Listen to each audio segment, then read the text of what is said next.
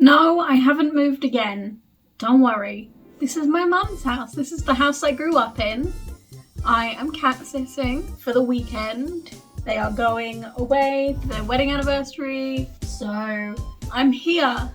I got here yesterday, and literally the day before that I was working on my assignments, so I haven't really done any reading this year yet. So I thought I'd kick off the new year with just like basically my own mini readathon in my mum's house. I packed so many books. But anyway, hello. If you're new around here or you've forgotten, my name's Meg, I'm 28. I am a software engineer and I'm in my final year of my computer science undergraduate degree. I'm nearly there. I've only got dissertation left to do. Phew. But this channel, I talk about books a lot of the time. I also have a small business, so occasionally there's some studio vlogs, but mainly books. And if you've been around here before, you know that I like Japanese translated fiction like a lot. Both my top 10s of 2021 and 2022 have contained a lot of Japanese fiction. Here's a bunch for you, for example. Just gonna flick them up. Come on, keep coming. Yeah, Japanese fiction has been quite a big thing in my life, so I thought I'd kick off the new year by picking something that I feel like I can trust to be like a solid read, and maybe try some new authors in a genre. Well, it's not really a genre, in a culture that I really love. So what's on the docket for the weekend? Well, you know how Sayaka Murata makes it onto my favourites list every single year? I have Life Ceremony to read, so I just dropped it. That's smart. This is a collection of short stories this time, so that's kind of new for Sayaka Murata, but I fully anticipate it being really good. I'm very much ready to read these. I have The Memory Police by Yoko Ogawa. Yoko Ogawa also wrote The Housekeeper and the Professor, which is another book I really enjoyed from last year. It was one of my honourable mentions in the top 10 of 2022, so still a very highly loved book. This is a dystopian sort of novel, and given that the only other dystopian Japanese translation that I've read was Battle Royale, and that was also on my favourites list last year, I have high hopes. The last author I've read from before is Hiromi Kawakami. They wrote Strange Weather in Tokyo, which I read in July last year and really enjoyed. And this is a shorter novella called Record of a Night Too Brief. So I'm very excited to get into this one as well. I really like the way Kawakami wrote about mundanity. There was a very interesting friendship that developed between two characters in Strange Weather in Tokyo that felt very mundane in the way it was kind of manifested. As for authors I haven't read anything yet from, I have Sweet Bean Paste by Durian Sukegawa, and this has been on my bookshelves for well over a year at this point. I feel like I bought it end of 2020, so I really have no excuse not to have read it. Once again, it's quite short. The longest book I've got here is actually the short story collection, which is still under 300 pages, I believe. But yeah, I don't know anything about this book and I'm just ready to go in. And the final book that I have picked up for this weekend is Kitchen by Banana Yoshimoto. I don't really know much about this one either. All I know that it is stories about mothers, and there is trans representation in there as well, and that's literally all I know. I think I'm going to start off strong with the book that I am most likely to love out of these given my track record with this author, and that is Life Ceremony, and we'll see how far we get today.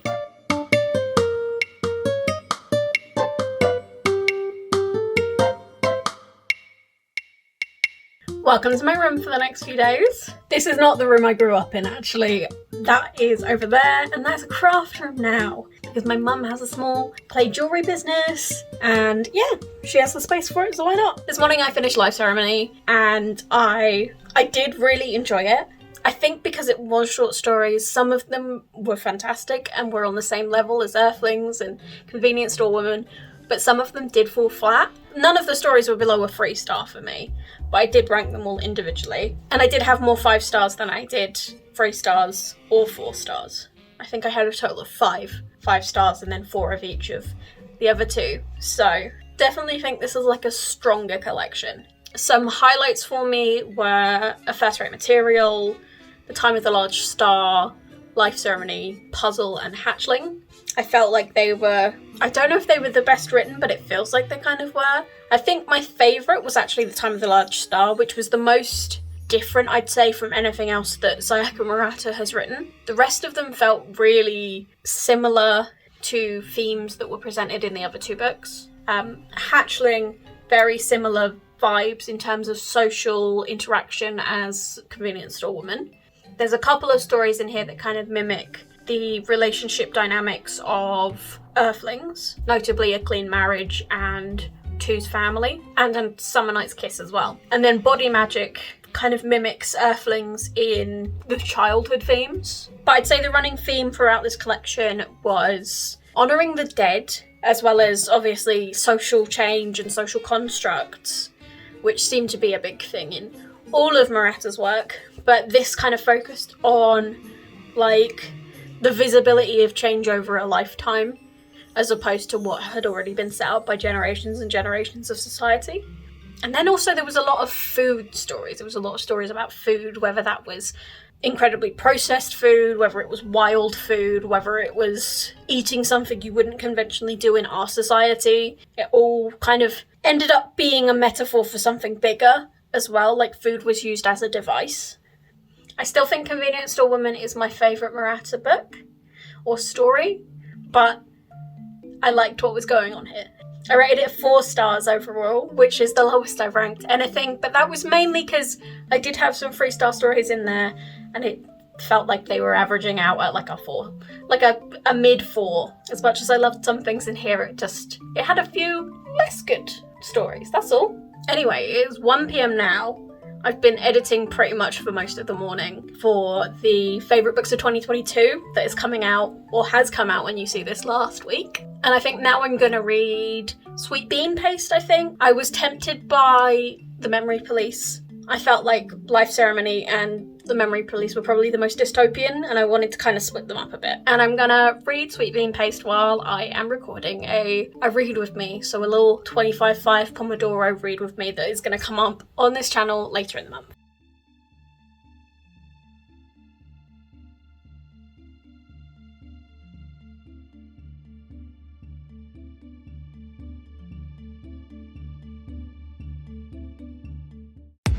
How we feeling out there tonight? Yeah.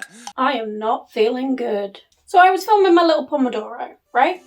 Thought, yeah, Sweet Bean Paste, probably gonna be uplifting, gonna be less like thriller horror, but shocking vibes compared to Life Ceremony. Probably gonna be a nice light-hearted read. I can't even use one of them sprints. Like, I'm there crying the whole time. They ask you how you are, you just have to say that you're fine when you're not really fine, but you just can't get into it because they would never understand. I was not expecting this book to hit this hard. This tells the story of Sentaro, who is an ex-criminal for some petty crimes. It's not really fully fleshed out what he's done.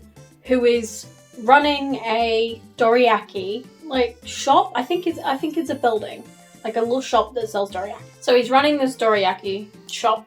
He has dreams of being a writer, and having been in prison, he's not able to get a solid job that means he has time to become a writer and all this sort of stuff. And he's got debts to pay, and his debtor owns the shop that he's running. Unfortunately, the original debtor died, and his wife has taken over the ownership of this shop. Doesn't have any particular love for the shop itself, would happily see it close. And Sentaro himself isn't really in love with the job, he's just doing it to get out of his debt. Until this 74-year-old woman named Tokue enters the shop and asks for a job. Unfortunately, Tokue is a leper, and despite being cured from leprosy, she's left deformed. Her hands are really bent and half of her face is paralysed. But due to the way that Japan had handled the leprosy crisis, she still lives in a sanatorium on the outskirts of this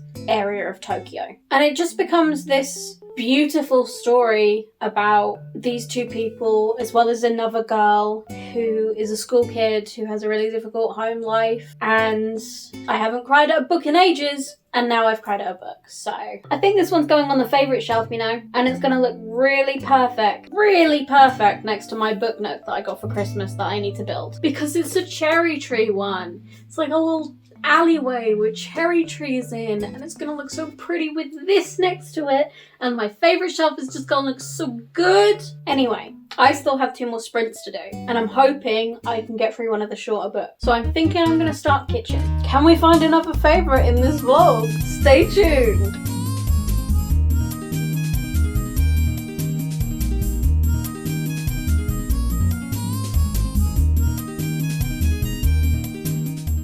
It's already my last full day here, and I realise I haven't really introduced you to these lovely girls. This girlie here is Luna.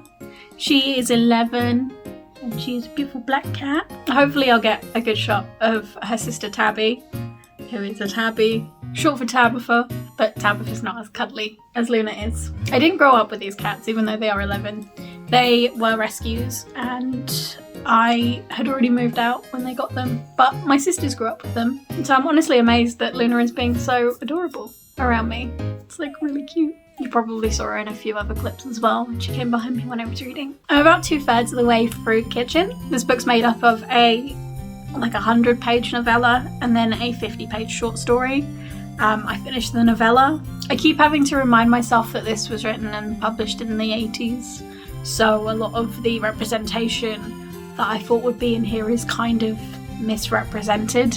There's a lot of discussion about transsexuality, and it's very dated, and I know that it was probably progressive 40 years ago when this was written, or whenever, but it definitely doesn't hold up in this day and age. Despite that, I actually like the story. It centers around grief and loneliness and like being at the outskirts of society, and it's got a similar theme to Crying in H Mart, where grief was dealt with through food. It's kind of similar in this one. I wouldn't say that you're necessarily going to love it if you loved Crying in H Mart, but it's a very similar theme. We've had like an hour of sunshine today, and it's already going away and getting dark again, which is really pissing me off. I really wanted to be able to read in natural light for the first time this week, but I don't think it's gonna happen. Meanwhile, I haven't stopped thinking about sweet bean paste. Like the emotions, man. I had to tell my sister Molly about it as well, because I feel like if you like The Housekeeper and the Professor, you're gonna like sweet bean paste. It may be like a question as to which one you like more. I think I like sweet bean paste more than The Housekeeper and the Professor, but I feel like they're so similar that you couldn't not like both. So I had to tell Molly, because Molly absolutely loved The Housekeeper and the Professor, so you know, had to tell her. Now she's gonna have to borrow it. I'm gonna have to lend it to her next week, I swear. She's gonna have to read it. Such a short read as well, like I can't help but just be like, read it while you're here. Like she's coming over next week for Christmas, hence why the Christmas decorations are still up, because she spent her first Christmas away from us with her fiance's family, and so we're doing a little late Christmas with her on the 14th of January, so hence the Christmas vibes. And let me show you the baubles on the ceiling. My mum's a snazzy girl, that's all I have to say about that. My mum's decoration skills are like, hence why I had such a beautiful setting for all my read with me videos. The joy of being able to paint your own walls without having to take permission from the landlord.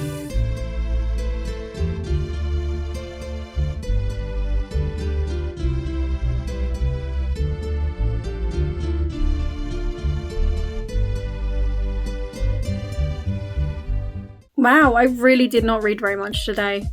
It's just been one of those days, I think. My body just was kind of rejecting the idea of doing anything, really. So it's honestly a good thing that I got some reading done. The rest of Kitchen was good. I did like the second story, but not actually as much as I did the first one. That said, I don't think either of them are bad. Like, I'd probably rate this like a 4-star. Like, with the considerations of its age, I would rate it a 4-star. If that had come out now, then maybe like a 3 or a 2, but here we are. Then I started reading Record of a Night Too Brief. I read the first story in this. There's 3 stories altogether, all of about 50-60 pages long each. I fully anticipated Strange Weather in Tokyo vibes. Having been the only other book by Hiromi Kawakami that I had read. Past Meg Sure got that wrong. This first story was like a weird trip, and I couldn't do it. I just hated it. Hated every bit of it. Like, it wasn't Coin Locker Babies bad, but it was pretty bad. I just hope the other 2 stories are good and that I can get through them relatively quickly. There's like 90 pages left to go. And then I want to finish The Memory Police before I go.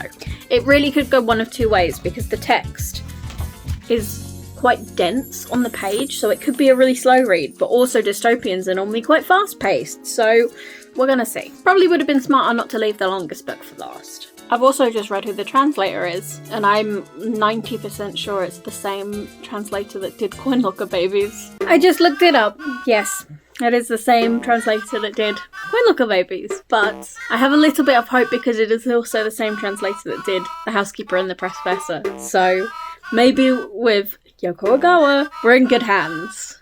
Wish me luck, folks.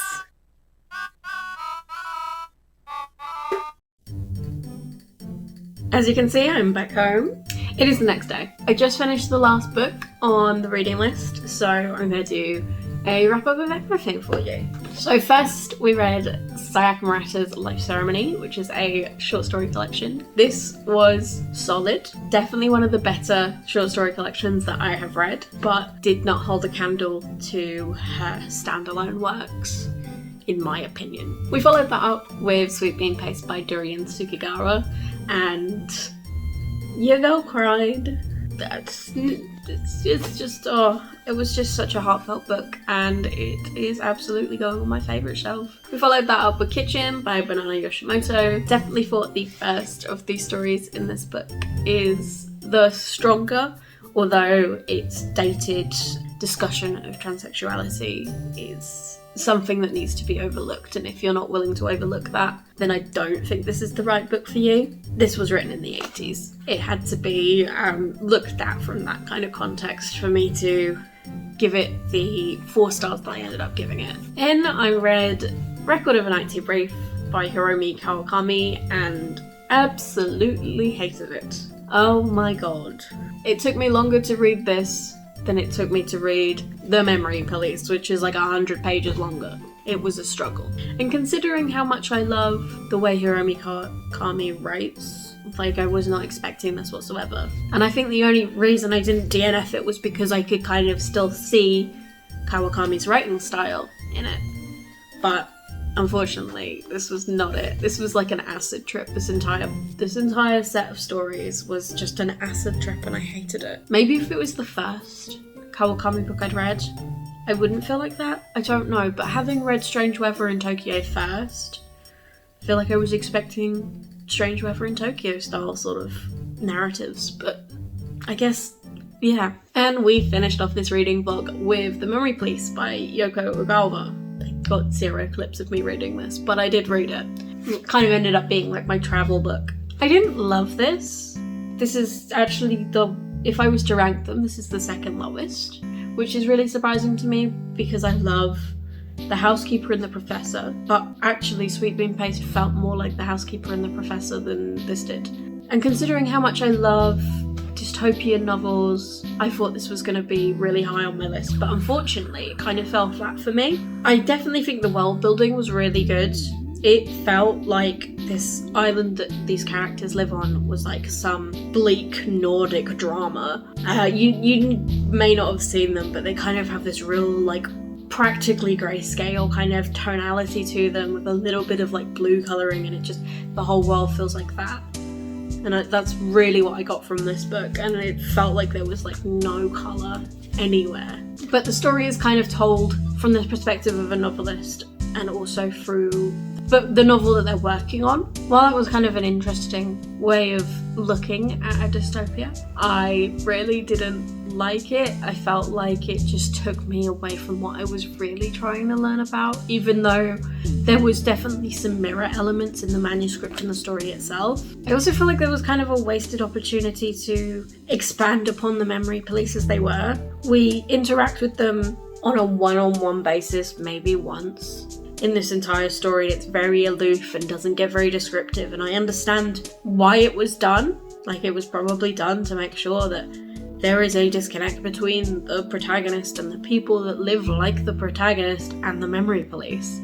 But also, it felt like we could have gained a bit more insight into what was going on, why it was going on. And I feel like that whole element of why a dystopia has become a dystopia is also a big part of why I love dystopians. And though I've been able to let that slide in some cases, like for example, Battle Royale doesn't have very much of like the world building and like reasoning behind the dystopia aspect of it, it very much made up for it in plot beats. Whereas this is more of a meandering sort of literary style of dystopia. It was also difficult because this dystopia felt almost like it was magical realism, which is really strange. Like you get to a point where things are being forgotten, that there is no conceivable way that these sort of things could be forgotten in the world we live in right now. Like I don't want to give away too much of the story because this really happens in the latter half, but it gets to a point where I'm like, I don't even know how this could possibly happen. Like I don't even believe in it. I don't know how you could wake up one day knowing that something existed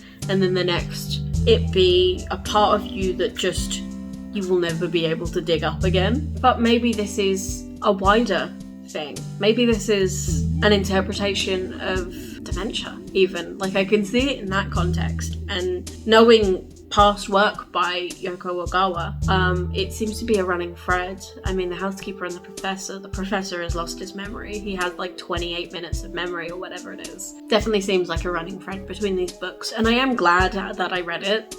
It was definitely heartfelt and interesting, but it didn't hit my feels the way some of the other books today did. But that is it for today. That is it for this reading vlog.